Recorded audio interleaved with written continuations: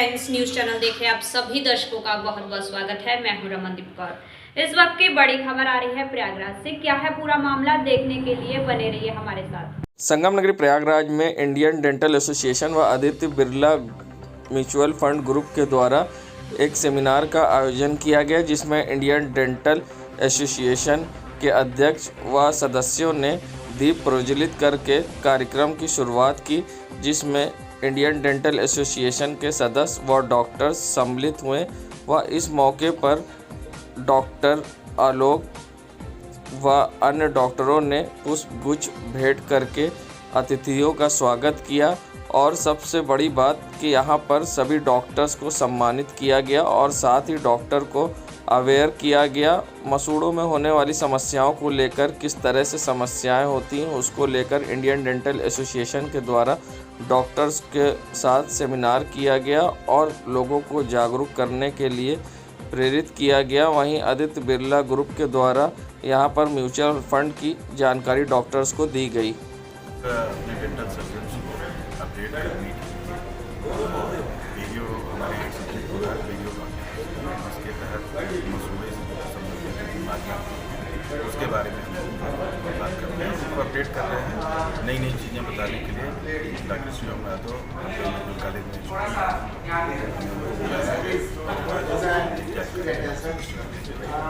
में और उसके साथ उन्हें मिलन भी है, का त्यौहार है। एक और मिनट देखिए, हमारा यहाँ पे जो मकसद है, यहाँ पे हम लोग इन्वेस्टर अवेयरनेस प्रोग्राम कर रहे हैं। हमारे साथ एक अच्छी बात यहाँ पे गैदर हुई है क्योंकि इंडियन डेंटल एसोसिएशन के लोग हैं यहाँ पे, सारे डॉक्टर्स सेक्रेटरी हैं, प्रेसिडेंट हैं और उनके साथ में उनकी फैमिली है। तो हम इन लोगों के माध्यम से अपनी बात, अपनी अवेयरनेस के बारे में, जो आदित्य बिरला म्यूचुअल फंड के बारे में अपनी बात इनके तक पहुँचाने के लिए यहाँ पे आए। मेरा नाम राकेश त्रिपाठी है। संगम नगरी प्रयागराज, जहां सर्वाइकल कैंसर महिलाओं में सबसे ज़्यादा होता है और इसके किस तरह से दुष्प्रभाव है, एक्सपर्ट से सुनाएंगे। मगर आपको बता दें, जिस तरह से कोरोना के लिए वैक्सीन है जिसको लगाने से कोरोना से बचा जा सकता है, क्या आपको मालूम है उसी तरह से सर्वाइकल कैंसर के लिए भी वैक्सीन होती है, जिसे 14 वर्ष की उम्र में महिलाओं को लगाया जाता है। अगर आपने 14 साल की उम्र में ये वैक्सीन नहीं लगवाई तो घबराइए मत, इसको आप अन्य उम्र में भी लगवा सकते हैं, मगर हाँ, डोज बदलेगी। इस पूरे मामले पर क्या है बचाव का, किस तरह से उपाय, क्या कहना है डॉक्टर मनीषा गुप्ता का, आइए सुनाते हैं। फिर हमारा समाज में एक ये उद्देश्य रहता है बताने का कि जिनको भी पॉसिबल है 14 साल तक अगर नहीं भी लगा तो कोई बात नहीं। मान लीजिए आपको इस वैक्सीन के बारे में आज पता चला, आप अभी 25 साल की हैं, 30 साल की हैं, यहाँ तक कि 40 इयर्स तक भी, 40 साल की उम्र तक भी महिला को वो हम लोग कहते हैं आजकल कि वैक्सीन लगा लो। भले ही वो दो डोज लगानी पड़ेगी 14 साल से बड़े उम्र के महिला को, लेकिन वो आगे आपको भविष्य में इससे सर्वाइकल कैंसर से काफ़ी हद तक बचा सकता है। तो एक तो वो हो गया, और दूसरी चीज़ है, महिलाएं अगर जैसे इस संक्रमण से संक्रमित हो भी जाती हैं लेकिन उनकी डाइट अच्छी है, डॉक्टर से टाइम पे उन्होंने सलाह ले ली, कुछ हम लोगों ने उसके लिए इलाज अगर ठीक से कर दिया तो वो आगे कैंसर का रूप नहीं लेगा।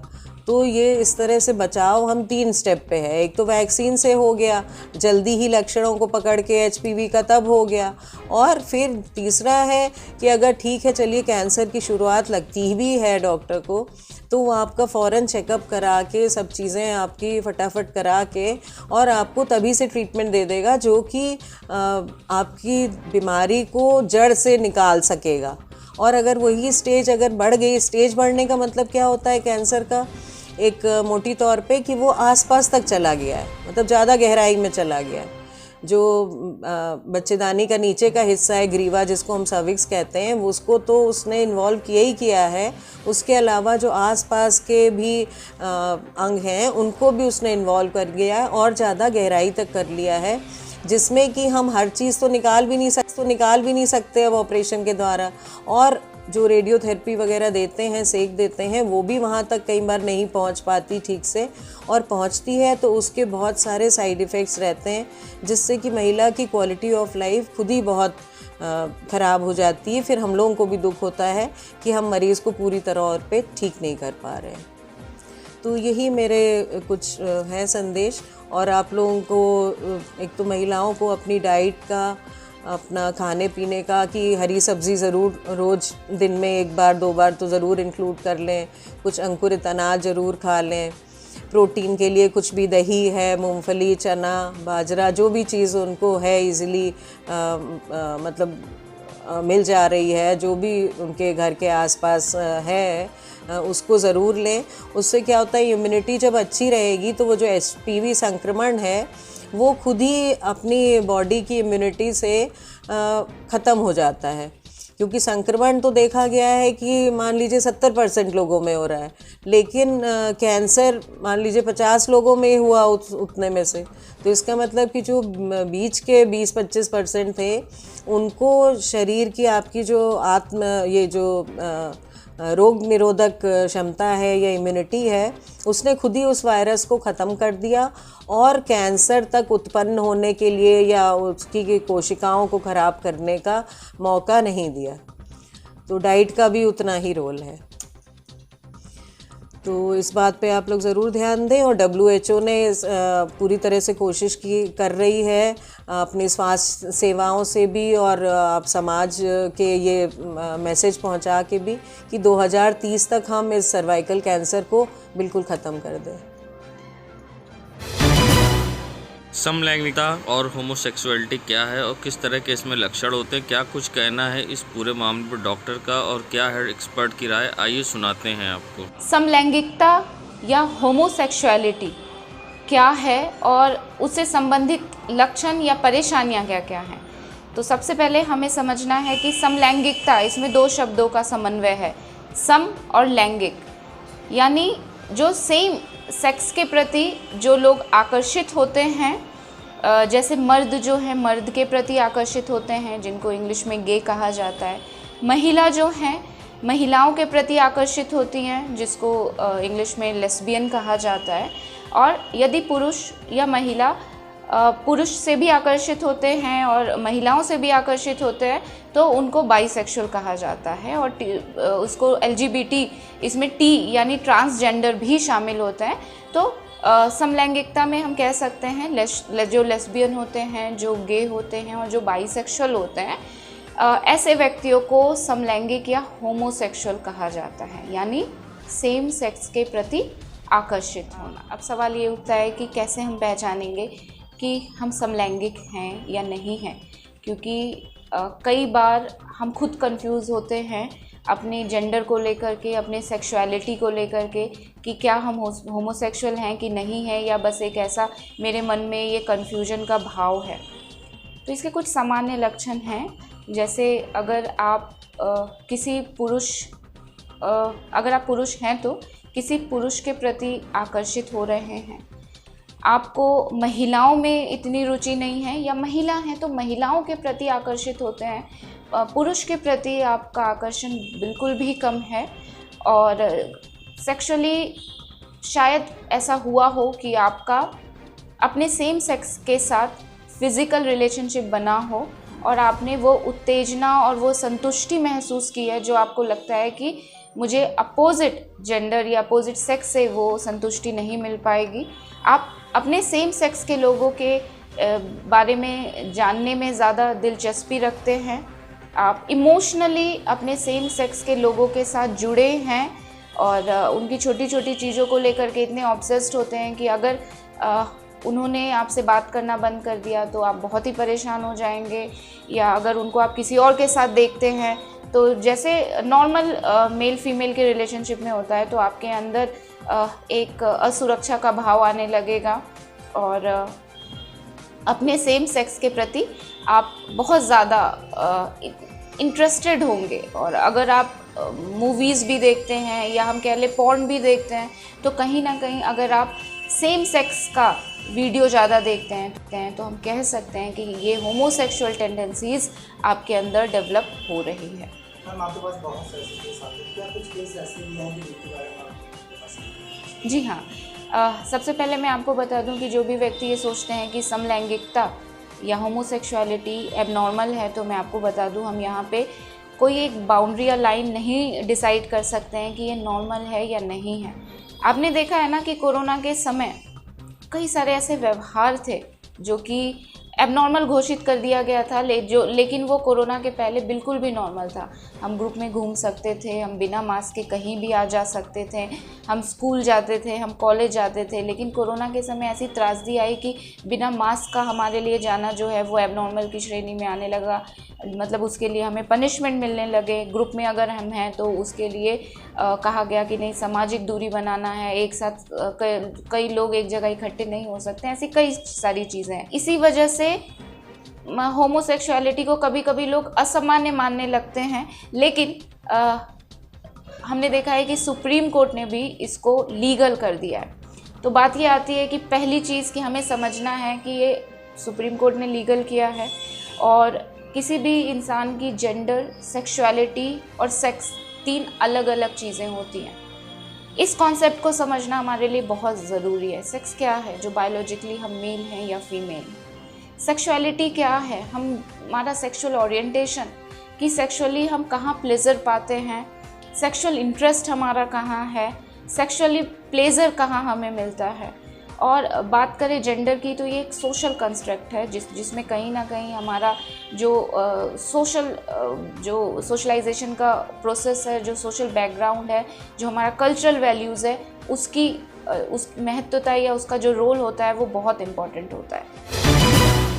संगम नगरी प्रयागराज एसओजी क्राइम ब्रांच ने आज अंतर्राज्यीय एटीएम फ्रॉड करने वाले गैंग के 3 सदस्यों को गिरफ्तार किया, जिनके पास से चोरी करने में और एटीएम में फ्रॉड करने के उपकरण बरामद किए हैं। वह 1,10,500 रुपये व एक कार, तमंचा और कारतूस भी बरामद किया है और अब पुलिस इनके खिलाफ गंभीर धाराओं विधिक कार्रवाई कर रही है। और क्या कुछ कहना है इस पूरे मामले में एसपी क्राइम का, आइए सुनाते हैं आपको। हमारी एसओजी टीम ने इनको पकड़ा है। ये लोग 3 लोगों का ग्रुप है और इसमें से एक आदमी सैमसंग कंपनी में काम भी करता था, तो वो उसको टेक्निकल जानकारी है।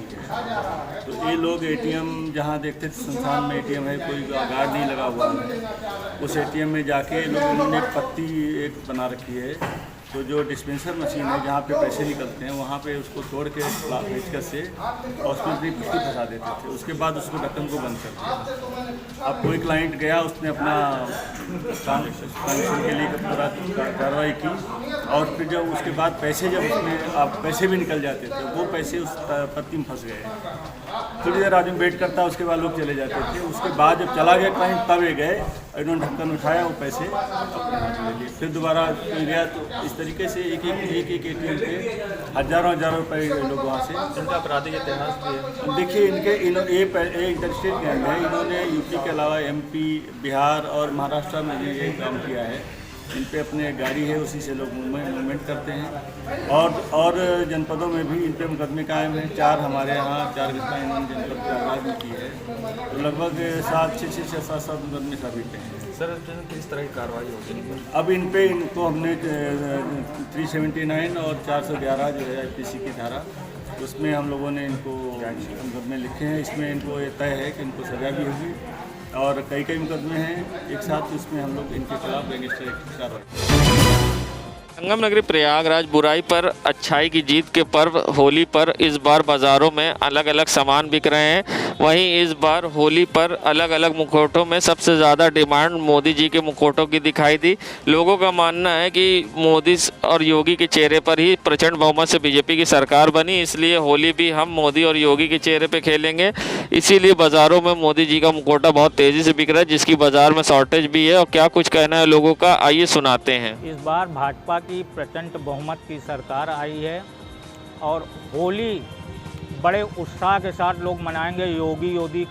मोदी का चेहरा जिस तरीके इलेक्शन में लोग देख रहे थे, उसी प्रकार से होली पे भी उनके चेहरे को लेके होली लोग खेलेंगे। तो इसीलिए आप लोग आज खरीदे? हाँ, मुखौटे की डिमांड भी मिल भी नहीं रहा है, ढूंढने पे कहीं कहीं मिल जा रहा है। तो आप लोगों ने खरीदा? हाँ।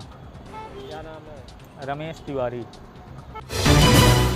संगम नगरी प्रयागराज ये नज़ारा है प्रयागराज के जॉनसनगंज चौराहे का, जहां स्मार्ट सिटी में जॉनसनगंज चौराहे पर ट्रैफिक सिग्नल लाइट बंद पड़ी है, तो दूसरी तरफ ये देख सकते हैं आप कि ट्रैफिक सिग्नल बंद होने के कारण चारों तरफ से आते जाते लोग, तो यहाँ पर खड़ी पुलिस भी मूक दर्शक बनी हुई है।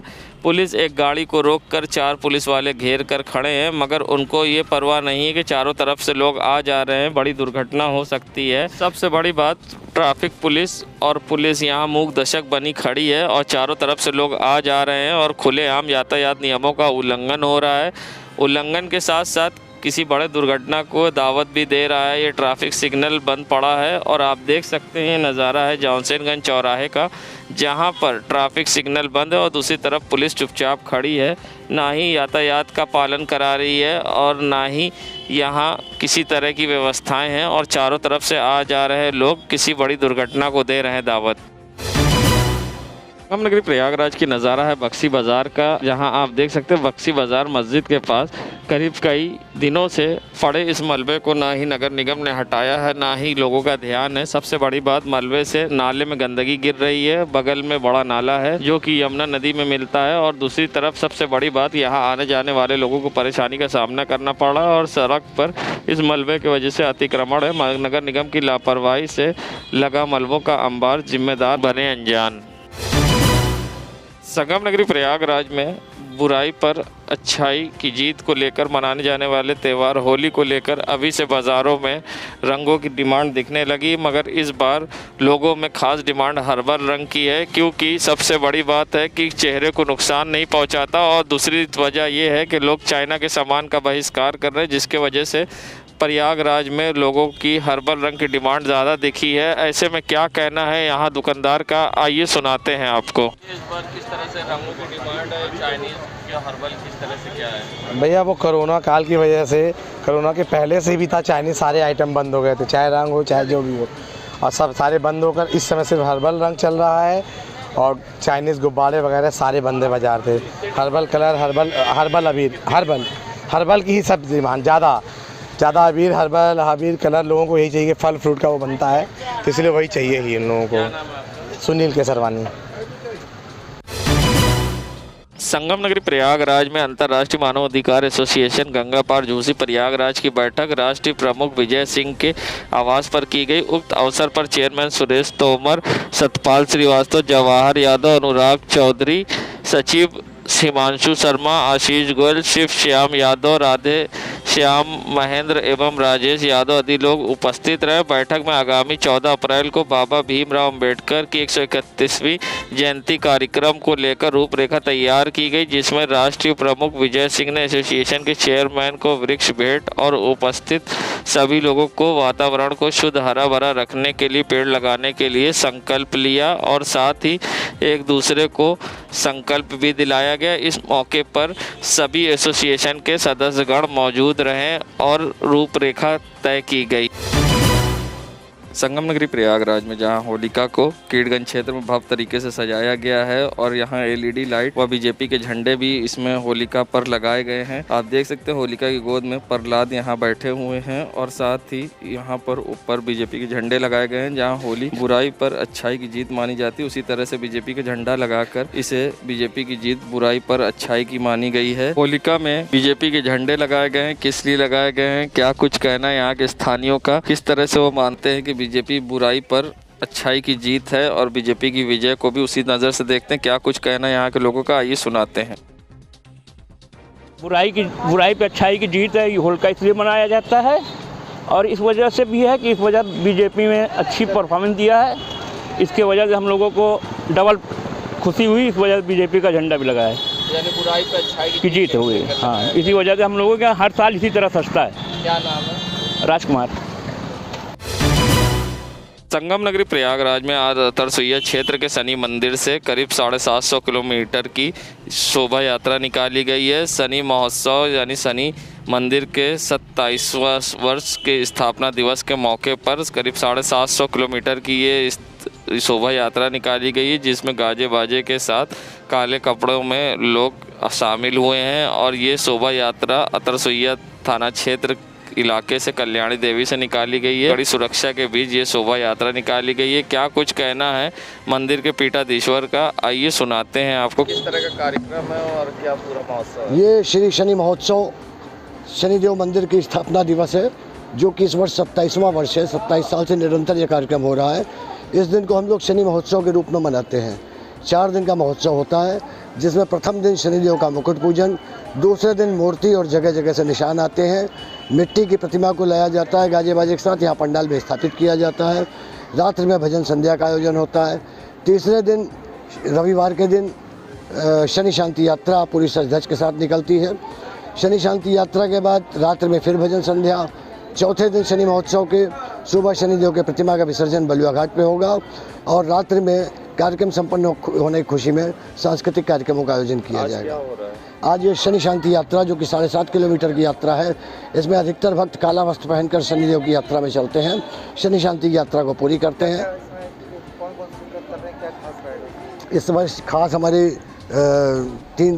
लगभग 3 और 2 5 6 आधा दर्जन चौकियाँ हैं, पाइप बैंड है, ब्रास बैंड है, लगभग आधा दर्जन डीजे बैंड है, घोड़े हाथी बैंड बाजों के साथ ये यात्रा निकल रही है, जो कि 7.5 किलोमीटर शहर में घूमते हुए वापस समाप्त होगी, जिसको 7.5 शांति यात्रा बोलते हैं। मैं पराग महाराज, पीठाधीश्वर सिद्धपीठ श्री शनिधाम माता सुइया प्रयाग एवं श्री शनि परिवार सेवा समिति के सभी सदस्यगण, धन्यवाद। देश दुनिया की खबरों के लिए world media times news channel को सब्सक्राइब करें।